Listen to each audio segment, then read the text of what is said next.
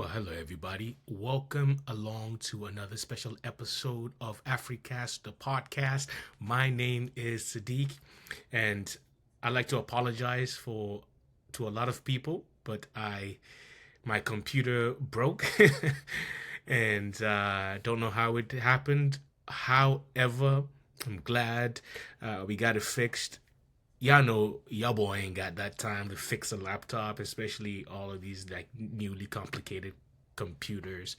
Uh, Thus, I had to just send it to Apple, and they sent it back. It was a whole thing. So I'm glad we got it fixed, and we are back on schedule to keep on talking about all that is wonderful and good with Africa. On that note, I will begin with talking about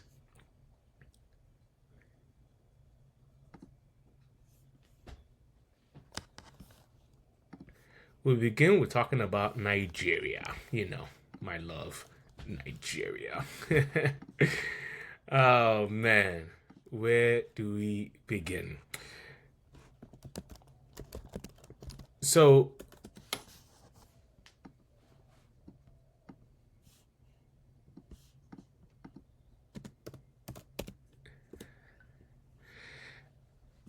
a couple of weeks ago, there was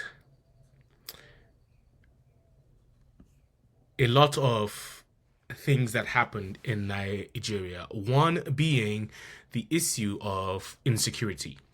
And I remember growing up in Nigeria, a lot of times, especially within this particular region, a lot of times we had problems with insecurity, especially within Plateau State. I don't know why it is predominantly a Plateau State thing. However, it is without a doubt one thing you can bet on. Every 2 years there is a skirmish that happens in Plateau State, and as such,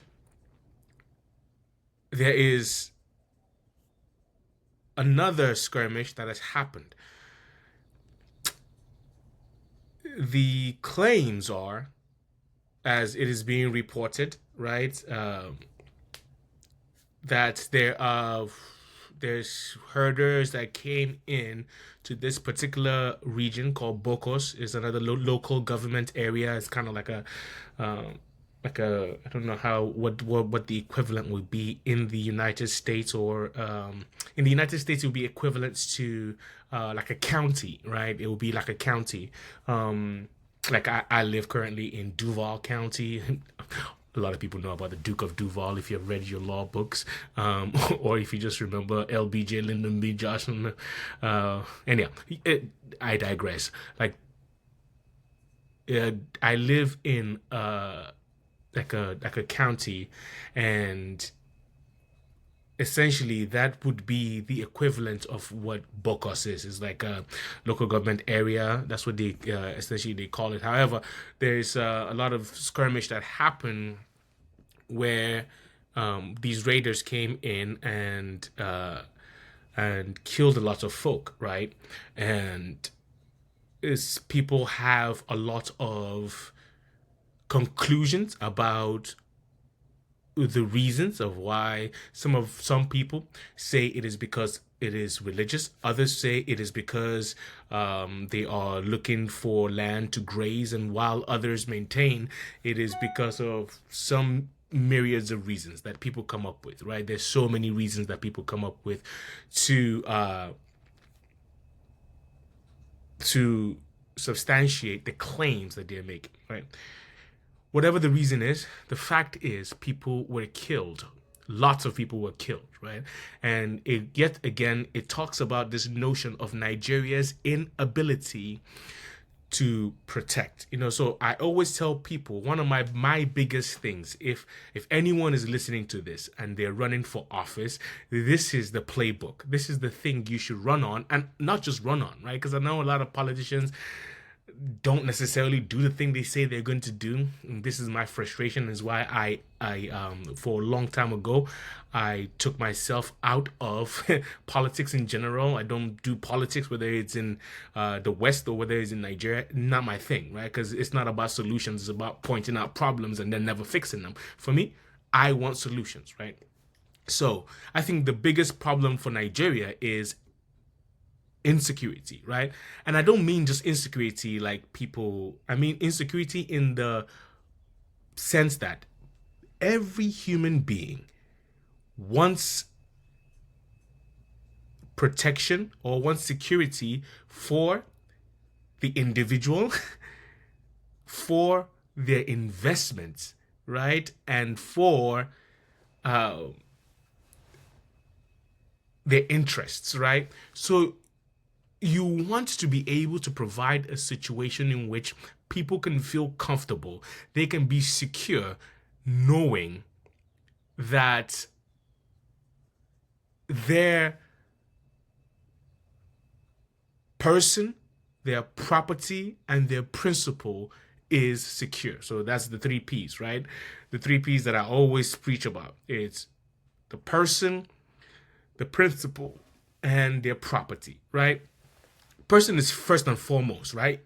An individual needs to be able to understand that their person will be safe, secure in anywhere they go to in within your country. And if that person doesn't feel that security, why would that person then take a lot of their principal, right? Or their property or their assets and put within that locale? It doesn't make any sense, right? Nobody will ever do that. So Nigeria needs to figure this out. I think it is the most prominent thing that any government that comes into power has to figure out, right? You need to figure out how to secure the person, the property, and the principle, right? Because the person needs to feel, hey, I'm coming into this country. It's why a lot of people take a lot of their wealth, like even the nations we admire, right? Let's say Scandinavian nations, right? They take a lot of their property, or even like, let's say Russian oligarchs, right? Is why they buy tons of property in New York, in Miami. A lot of reasons why Saudi Arabia practically owns California, right? Is the reason why Saudi Arabian and like Middle Eastern guys own most of Miami. Is the reason why the Chinese government owns large food production companies here in America, right? It's the reason why lots of nations invest in America. I'm not saying America is perfect, but I'm saying that America has figured something out, that within this locale, a lot of people, you can rest assured, right? Obviously, now, as I'm saying this, a lot of people are going to bring up the argument that, well, this current administration is not proving that point. Granted, right? I'm not going to argue that point, but I'm saying in total, when you look at it, over the span of time, America has been a safe place for people, right? For their property, right? And for their principle. Is why lots of, like, let's say Canada, the teachers unions in Canada dump so much of their money with hedge funds in America. Is the reason why lots of Chinese money is being funneled through Blackstone and BlackRock or whatever hedge fund that exists out there. Is the reason why the Saudi Arabian oil company, what is it called, the PIF, the Public Investment Fund, has giving so much money to companies like Lucid, to hedge funds, to venture capitalists, so that they can be able to invest in a place where they are guaranteed that at least 80% of their investment will be secure. It's the reason why people buy tons of property.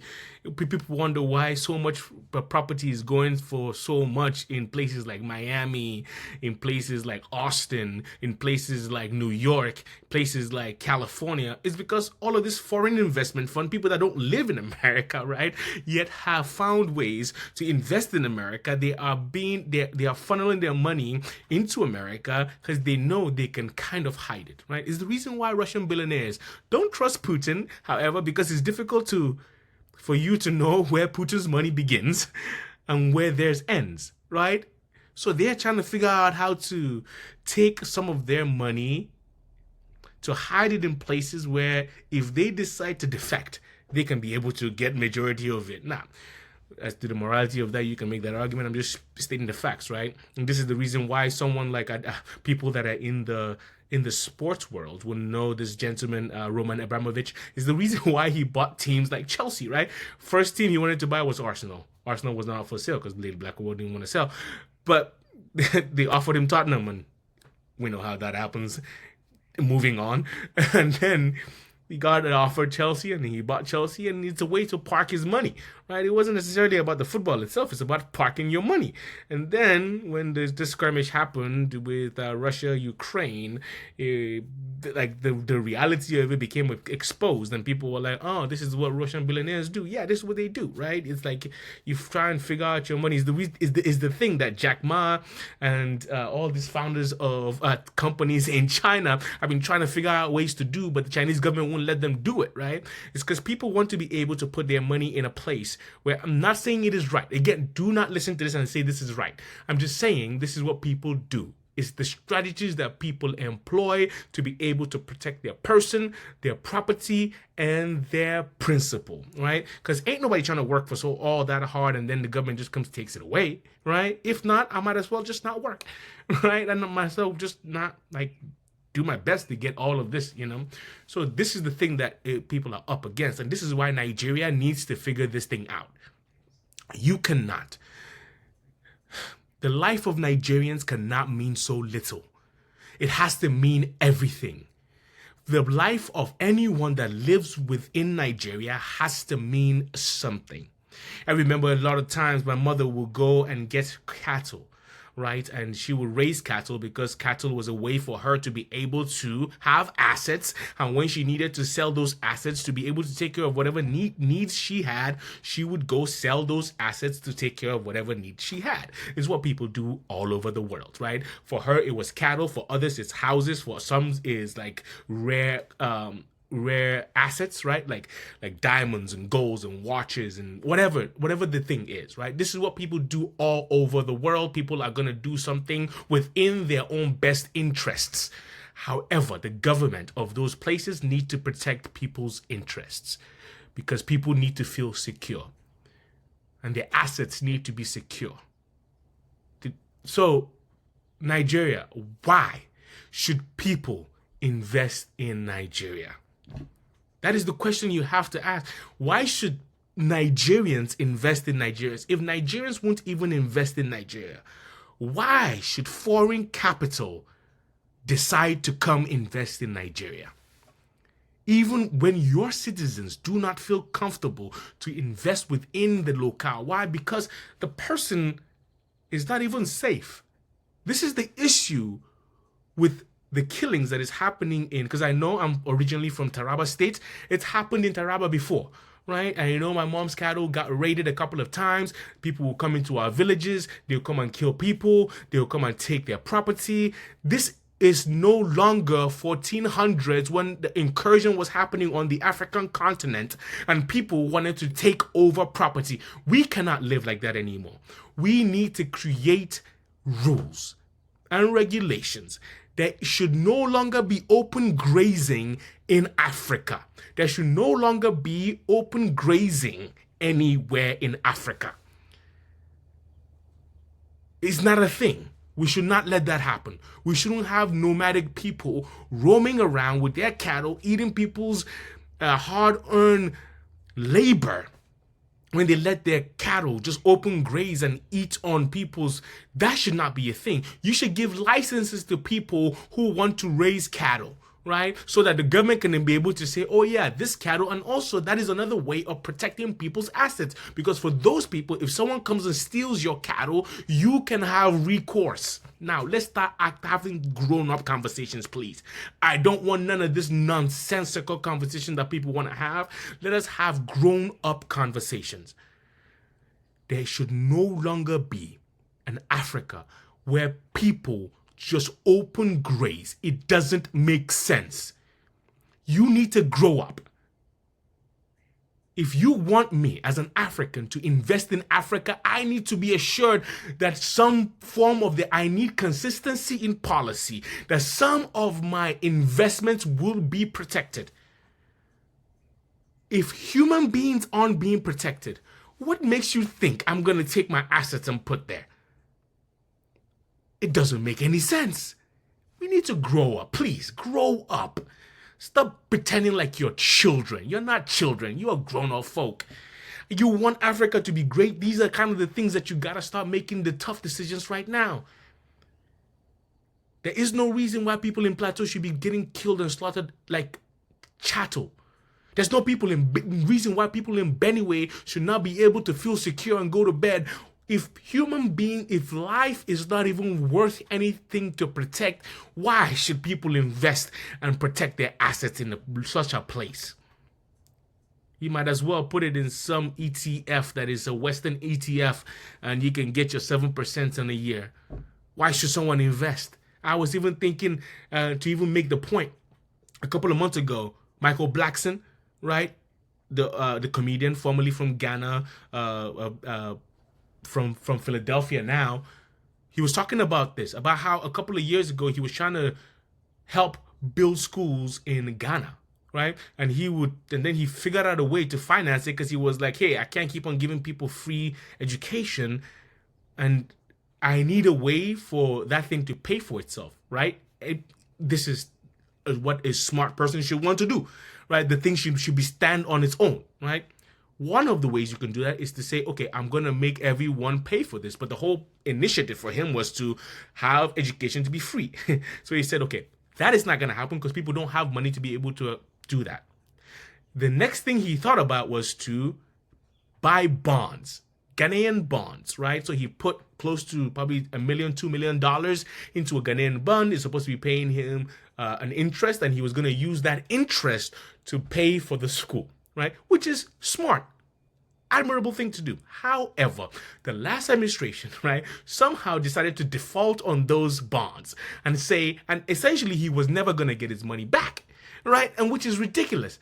Somebody is investing their principal in a place to be, and is doing good for your populace. This is a thing that the government is supposed to be doing, but this individual decided to do it for themselves. And now you're telling him that, hey, that investment, we're just going to eat it up. We're not going to hold up the end of our own bargain. If contracts mean nothing, why should anyone invest?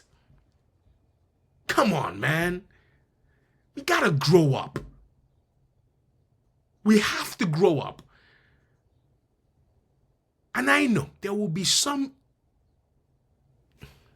let me choose my words carefully. There will be an idiot that is going to think, well, he's rich enough, he should be able to take. That is not the point. The point is, without him, the thing needs to keep on going. The thing needs to be sustainable, right? If it is not sustainable, if he's no longer there, think about all those people that are going to lose their jobs, as the teachers, the janitors, the administrative. Then, the most important thing, think about all the students that are benefiting from this resource that he's giving to them for free. If he decides he doesn't want to do it for one reason or the next, he's not around anymore, doesn't have the same amount of capital, or God forbid, he's not alive anymore, like, how is that institution we gotta start having long-term planning. This is the problem. People want to build institutions, put their names on it, but don't figure out how to make it sustainable without them. I know, I come from a place where a lot of people dependent on, let's say, someone like my father, right? But he was no longer there, so everyone is saying, well, he's not there anymore, then they just let the thing atrophy, right? No, you need to keep on working at it. Right? You need to keep on working at it. You can find the solutions. Why do you have to wait for another person to do it? The solutions for Africa are right there. We just need people to be bold enough to implement them. And we need people that are selfless enough to admit or to restrain themselves from stealing from the future. All of these things, all the money that is not accountable for has an effect in the future. All the lives that are being recklessly just taken away has an impact on the future. We need people, we need property, we need principle. The highest thing a government is supposed to do, even the base minimum thing the government is supposed to do, is to at least, at the minimum, provide a certain level of security for people, for property, for principle. Come on. This is so rudimentary. This is for children. So we can cry about the issues. We need to find solutions, and this is the solution. For these people that are doing open grazing, you need to say, hey, this is a solution. And we can always tweak things in the future. If something is not working, that is how you make something more sustainable. You figure out what is working and then you take out what is not. You say, hey, no longer is someone just going to have cattle and roam around on land. All land needs to be attached to somebody, right? All land is either attached to the government, or is attached to an individual, or is attached to the community, however you want to attach it, but at least there needs to be a level of accountability that this land belongs not to you, it belongs to this person or this community, right? And you cannot work on this land until you have certain paperwork that proves that you have been allowed to use this property, whether you own it or whether you rent it. Regardless, however communities want to choose that, that is up to them. Not here to tell people how to do that, but however, we need to be able to have accountability. So for my mother, people would not just go and take their cattle and roam around and eat her corn, her peanuts, that she's trying to do her hardest to take care of herself and her family, that people are just not going to take advantage of that.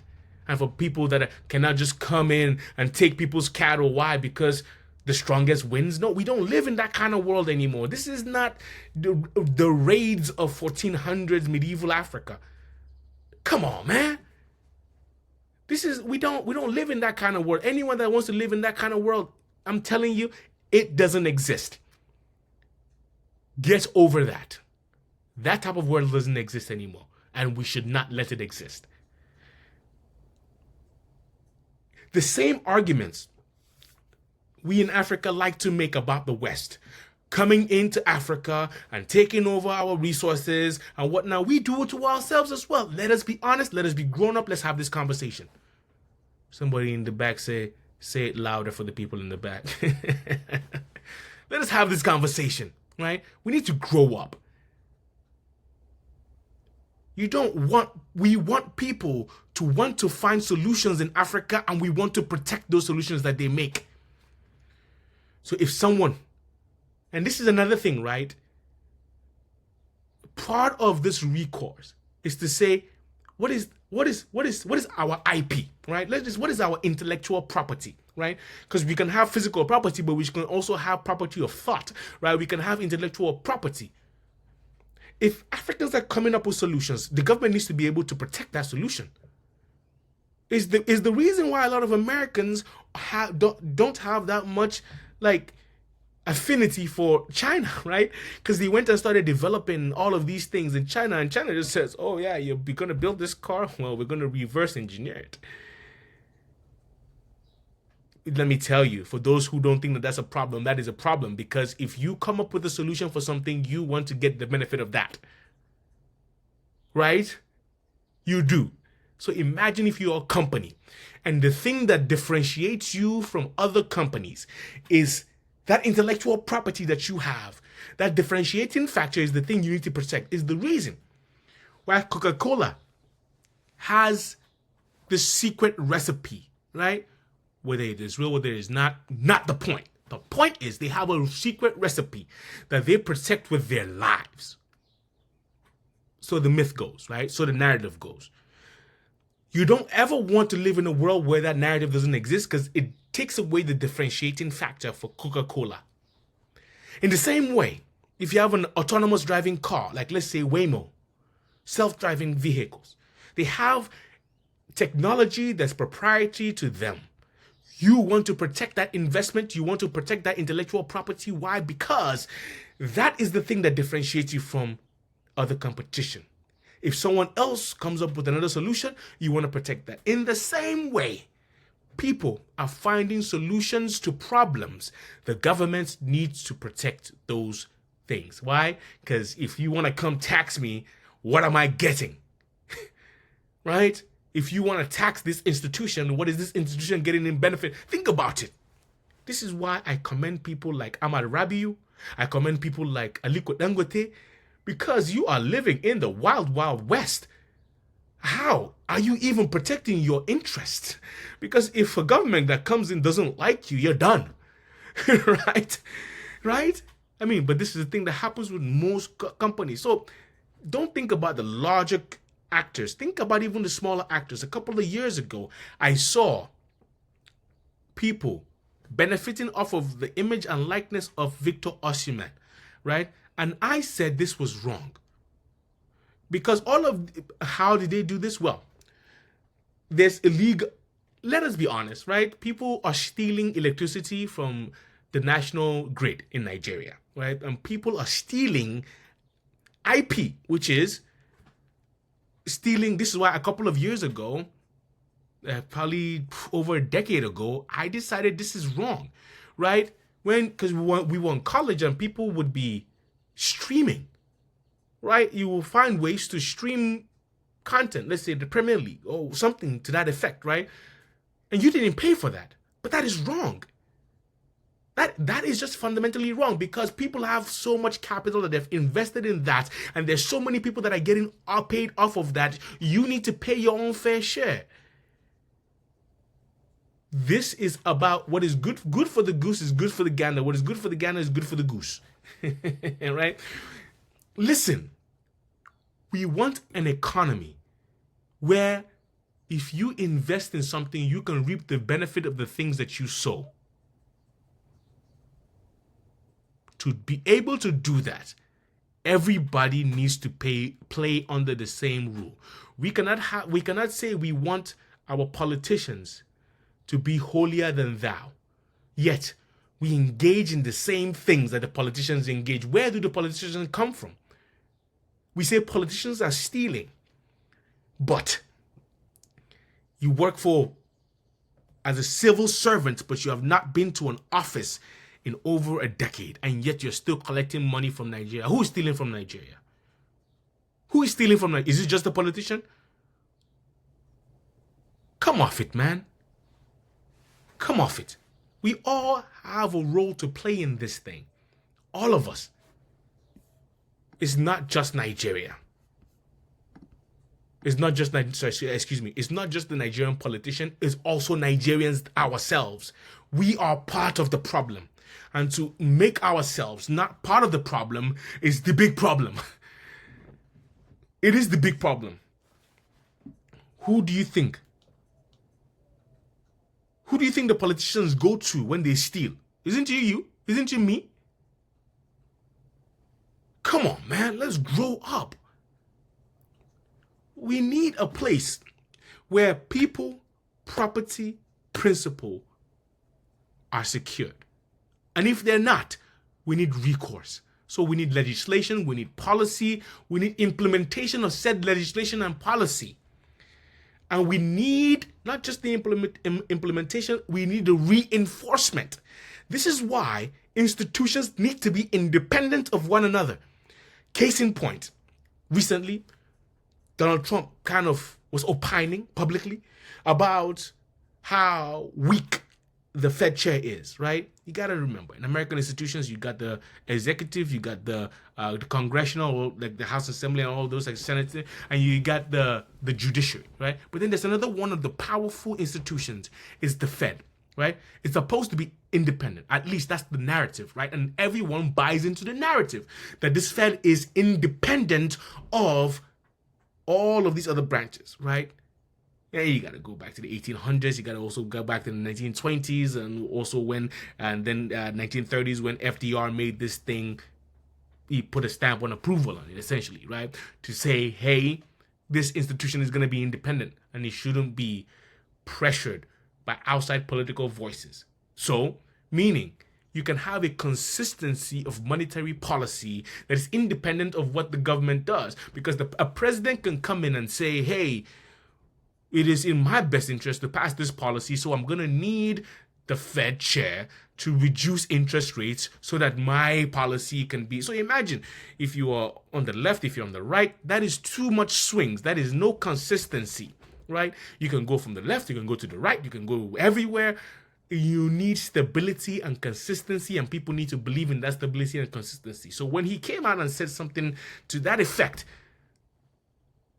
and people thought he was going to exercise this will, this authority that he thinks he has to essentially fire the Fed chair. Mind you, they're both from the same political party. However, right, what the Fed is supposed to do should be independent of what the executive is doing.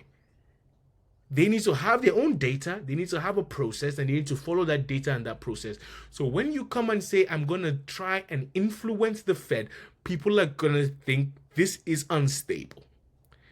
Because remember, the thing about narratives and confidence is consistency. When people start to see that there is instability in such a place, they don't want to make those investments there. So people started pulling out money. People aren't even buying their bonds. People are just, so it's like the economy is going up and down, volatility, and the VIX has been going up and down. Like, that is how you know. Sorry, the VIX is like an index that the Chicago Board of I forget what like they came up with this index to be able to analyze what the volatility will be within America. And yeah, so it's called the VIX. You can go Google it. You are capable of researching. So all this impacts it. So you need judiciary to be independent of the executive, independent of the Senate, right? And for those who are engaging in commerce, you definitely need the Fed, or in our case, like this, like CBN, to be able to be independent of the presidency. And this is why some of their terms are a little longer, right? They can last for 6 years, like the Fed chair in America lasts for about 6 years and whatnot. So you have a consistency of policy of a handle. So even through transitions and whatnot, you can have consistency and stability for the markets, right? At least there's something they can trust that is, especially if you're engaging in commerce. So this is the thing, right? We need to be able to create a level of security for people, property, and principle. Please, please. There is no reason in 2025 why randomly people should be just killed for no reason. Personally, obviously, y'all know my views. Even for a reason, I don't believe in killing people.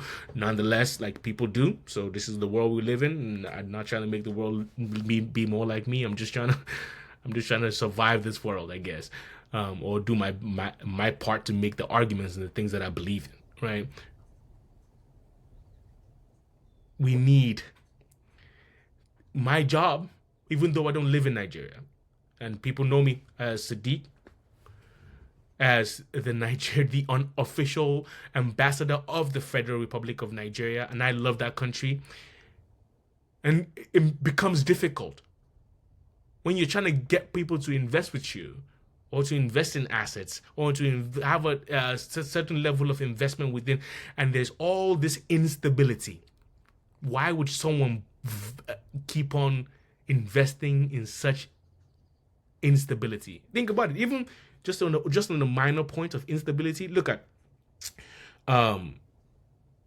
America started having like this large investments in developing chips within America, right? This is a thing that started under the Biden administration, right? They call it Chips Acts and Chips and Job Acts, or whatever they call it. And all these companies have been ramping up to like make large investments in America. And then even when Trump got elected, a lot of them started like having like the political thing where they would go and announce this thing that they've already been working on for the last 8 months or a year. They've already allocated capital expenditure. They've already allocated that capex, and they were going to invest in this regardless of who was the president, right? However, instability comes in when they don't know a year from now, 2 years from now, 3 years from now, what the policy is going to be. So why should they make all that investment? Because you can invest all that money and you're going to lose, right? Because you're not going to have that much revenue to make profit. Your profits are going to get less. Matter of fact, the people that are going to invest with your institution are probably going to pull back on their investment. So that means you cannot even make those capital allocations that you were going to make in the first place. It doesn't even make any sense. You need stability. In the same way, right? We as Africans want to be able to invest in Africa, but there is so much instability because even when human life is not being protected, what makes you think that property will be protected? What makes you think your principal will be safe? Come on, man. We need grown-up people. And this is the thing, right? And this is where I agree with a lot of people that our leaders lack imagination, right? Our leaders, and I mean political and non-political, whatever sector you want to go, they lack imagination, right? Because we need people that can see the future to lead you to the future. But there are people that are living in the past and using tools of the past to solve present problems. That is a problem. So I don't know. It's probably weird for a first episode back, but those are my thoughts, right? Plateau, my heart goes out to you. Bocos, I hope people are safe out there because I know what it's like to live through such things. Keeping y'all in my thoughts, my prayers, and hopefully in my solutions as well. People in Benue, shouts out to you. I'm just keeping y'all in thought, in prayer, in solution, and also people in Cross River. The instability and of that political leadership. All that. It's just so much instability. I don't know why anyone would even want to invest in Nigeria, but that's the thing. We're probably that crazy, right? You have to be crazy to see all the thing that is happening and still decide you want to make an investment, But I commend you for that kind of courage, for all those people that are figuring out how to do that. And for our next segment, we're obviously going to do the black market. Peace. Just hold on for a few